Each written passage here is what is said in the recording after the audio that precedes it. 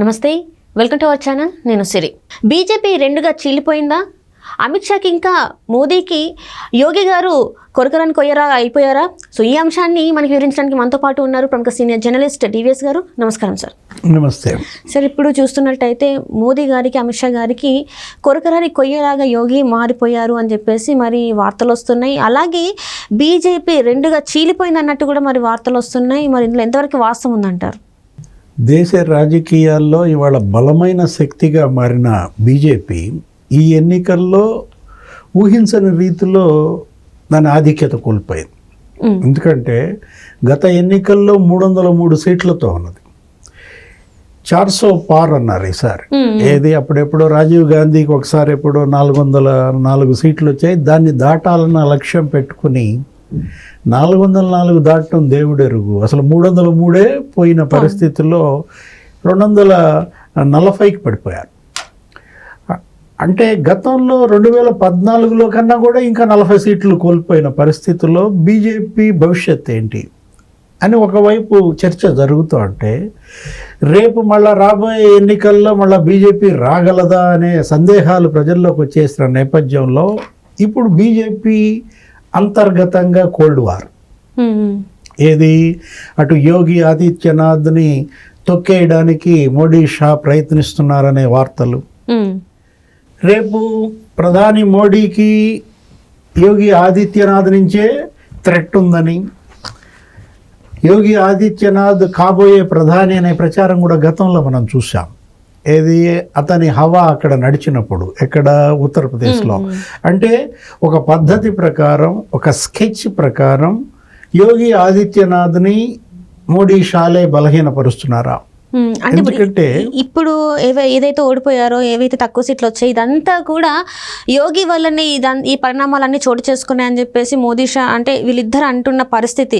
దానివల్లే ఇప్పుడు ఈయనకి ప్రధాని అయ్యే అవకాశాలు లేవని కూడా చెప్తున్నారు. సో మరి ఇందులో వాస్తవం ఉందంటారా సార్? మరి బీజేపీ సంస్థాగత బలాన్ని నమ్ముకోకుండా వ్యక్తి ఆరాధనని నమ్ముకున్న డ్యామేజ్ ఇది. ఏది బీజేపీ సిద్ధాంతాల కన్నా, ఆర్ఎస్ఎస్ బ్యాక్డ్రాప్ కన్నా వీళ్ళు మోడీ అనే ఒక బొమ్మ ముందు చూపించారు ఈ ఎన్నికల్లో. ఏంటి మోడీ వాదం, మోడీ చరిష్మా, మోడీ బొమ్మతో గెలవాలంటేనే ఇంత డౌన్ఫాల్. ఓకే, హిందుత్వ కూడా సైడ్ అయింది. రామాలయం నినాదం కూడా మరుగున పడిన నేపథ్యంలో అసలు రామాలయం కట్టిన లోక్సభ సీటే ఓడిపోయారు. ఏది అయోధ్యలోనే ఓడిపోయిన పరిస్థితుల్లో ఇప్పుడు ఉత్తరప్రదేశ్ ఇవాళ పెద్ద రాష్ట్రం. ఉత్తరప్రదేశ్లో ఎవరు ఎక్కువ సీట్లు కొడితే వాళ్ళే ఢిల్లీ బాద్షా. ఎందుకంటే జాతీయ రాజకీయాల్లో ప్రధాని అయ్యేది ఉత్తరప్రదేశ్లో. వాళ్ళ కాంగ్రెస్ ఎందుకు పతనమైంది? ఉత్తరప్రదేశ్లో బలహీనపడింది కాబట్టి కాంగ్రెస్ ఇవాళ ఈ పరిస్థితికి వచ్చిందనమాట. ఒకవైపు ఏమో కాంగ్రెస్ పుంజుకుంటోంది, రెట్టింపు బలం వచ్చింది ఈ ఎన్నికల్లో. ఏది 52 స్థానాల నుంచి ఏకదమ్మున 100కు వచ్చేసిన పరిస్థితిలో రాహుల్ ఒకప్పుడు అసలు అపోజిషన్ లీడర్ ప్రతిపత్తే లేదు. ఇప్పుడు ఆయన క్యాబినెట్ ర్యాంక్ కూడా వచ్చేసింది, ఇది ప్రధాన ప్రతిపక్ష నాయకుడిగా. ఇప్పుడు ఇక రాహుల్ మ్యాజిక్ ప్రారంభం కాబోతోందా? లోక్సభలో రాబోయే 5 ఏళ్లలో తన ప్రశ్నలతో, తన బలంతో రాహుల్ మోడీని ఇరుకులో పెడతారా? ఎందుకంటే ఇప్పటికే అతనికి జోడో యాత్రతో ఒక హీరో వర్షిప్ వచ్చేసిన నేపథ్యంలో 2-3 రాష్ట్ర ప్రభుత్వాలను ఏర్పాటు చేసింది కాంగ్రెస్. కర్ణాటకలో, తెలంగాణలో ఆయన జోడో యాత్ర సక్సెస్. ఆయన జోడో యాత్ర వల్లే ఇవాళ మరి 50 నుంచి 100కి సీట్లు కాంగ్రెస్ పుంజుకున్న దాంట్లో ఎక్కడైతే బలహీనపడ్డారో, ఎక్కడ ఉత్తరప్రదేశ్లో, అక్కడ వాళ్ళు పాగా వేశారు. ఇండియా కూటమి అక్కడ సక్సెస్ అయింది. ఏది ఒక ఉత్తరప్రదేశ్ రిజల్టే కనుక మనం చూస్తే, ఒకప్పుడు 10 ఎంపీ సీట్లతో ఉన్న బీజేపీ ఏకదమ్మున నీకు 2014లో 72 సీట్లు కొట్టింది. 80 సీట్లకు 70 కొట్టేసింది. అదే మళ్ళా తర్వాత ఎన్నికల్లో కొంచెం తగ్గింది. ఇప్పుడు 2019లో ఒక 10 సీట్లు కోల్పోయింది. 64-62 సీట్లలో ఉన్నటువంటిది కాస్త ఇప్పుడు ఏమైపోయింది? సగానికి పడిపోయింది. 30 సీట్లకు పరిమితమైంది అనమాట. 30 ఎంపీ స్థానాలకు దిగజారిన బీజేపీ ఇవాళ ఉత్తరప్రదేశ్లో ఆ 30 అయినా నిలుపుకుంటుందా, లేదు మళ్ళీ 60 కాగలదా అనే సందేహాలు. ఎందుకంటే సిట్టింగ్ మంత్రులు, క్యాబినెట్ మంత్రులు సిట్టింగ్ మంత్రుల్లోనే నీకు 9 మంది ఓడిపోయారు. రాష్ట్ర మంత్రులు ఒక 2 ఓడిపోయిన పరిస్థితి. సిట్టింగ్ ఎంపీలు 27 మంది ఓడిపోయారు. ఇక్కడ ఉత్తరప్రదేశ్లో. అంటే డేంజర్ బెల్స్ ఎలా మోగుతున్నాయి ఏంటి బీజేపీకి ఈ ఎన్నికలు, ఇది 2024 లోక్సభ ఎన్నికలు ఒక డేంజర్ బెల్ అన్నమాట. దీని నుంచి మళ్ళీ బీజేపీ పునరుత్థానం చెందాల, పూర్వ వైభవం వైపు వెళ్ళాల. ముందు అసలు 303 మార్కుకి వీళ్ళు చేరుకోగలరా? ఎందుకంటే మనం చూస్తున్నాం అఖిలేష్ యాదవ్ అక్కడ బలపడ్డాడు. ఏది ఇవాళ అఖిలేష్ యాదవ్ నేతృత్వంలో ఎస్పీ కాంగ్రెస్ ఇండియా కూటమి అక్కడ గ్రాండ్ సక్సెస్ అయింది. 43 సీట్లు కొట్టారంటే 33 సీట్లు నీకు సమాజ్వాదీ పార్టీ గెలిచిన దీంట్లో. ఒకవైపేమో అఖిలేష్ దూసుకొస్తున్నాడు, మరోవైపు అసలు అక్కడ రాయ్బరేలీలో అనూహ్యంగా 2 చోట్ల గెలిచాడు. ఎవరు? రాహుల్ గాంధీ.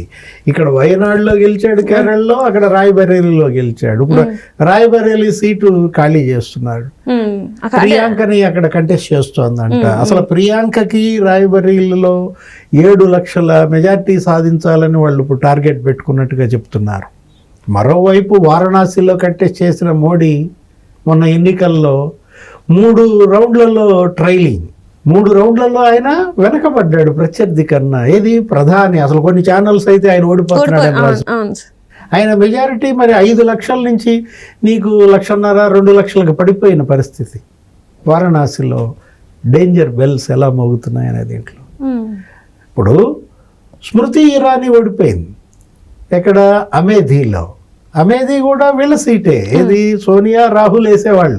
అక్కడ రాయ్బరేలీలో ఒకళ్ళు, అమేథీలో ఒకళ్ళు. అలాంటిది అమేథీలో మరి కాంగ్రెస్ అది గెలిచిన పరిస్థితి. స్మృతి ఇరానీ ఓడిపోద్దని ఎవరు ఊహించని దీంట్లో.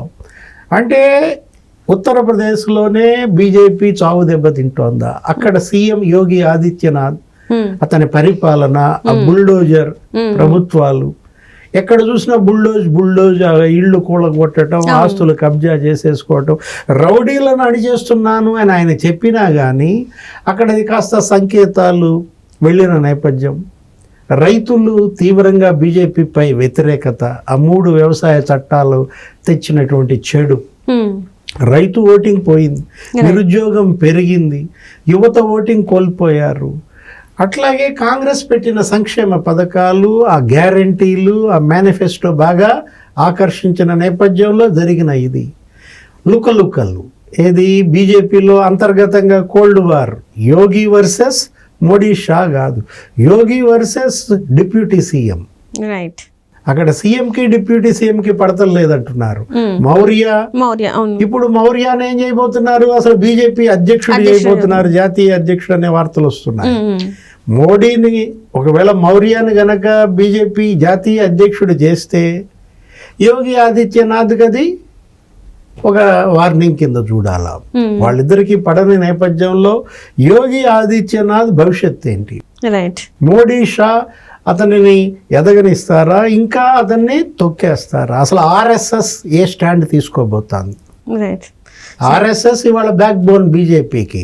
ఆర్ఎస్ఎస్ యోగి ఆదిత్యనాథ్కి మద్దతుగా ఉంటుందా, మోడీ షా మౌర్యకి మద్దతుగా ఉంటుందా చూడాలి. ఎందుకంటే ఆర్ఎస్ఎస్లో కూడా మొన్న ఇచ్చిన ఆర్టికల్ వాళ్ళ మ్యాగజైన్లో ఏంటి, మోడీ ఇమేజ్ బీజేపీని మింగేస్తోంది, బీజేపీ ఇమేజ్ని దాటి మోడీ ఇమేజ్, ఆ వ్యక్తి ఆరాధన ప్రబలడమే ఇవాళ బీజేపీ డౌన్ఫాల్కి కారణమన్న ఆర్ఎస్ఎస్ ఒప్పుకుంది. మోడీ వల్లనే ఈ రోజు ఈ పరిస్థితి వచ్చిందని చెప్పేసి బహిరంగంగానే వాళ్ళు చెప్పిన పరిస్థితులు ఉన్నాయి కదా సార్. మరి కాబట్టి మారిన ఆర్ఎస్ఎస్ వైఖరి రేపటి మోడీ షాల యొక్క ఆ దూకుడికి ఎంత మేరకి కళ్ళెం వేస్తుందో ఈ 4-5 ఏళ్లలో తెలిసిపోతుంది. Right sir, right. Thank you so much sir.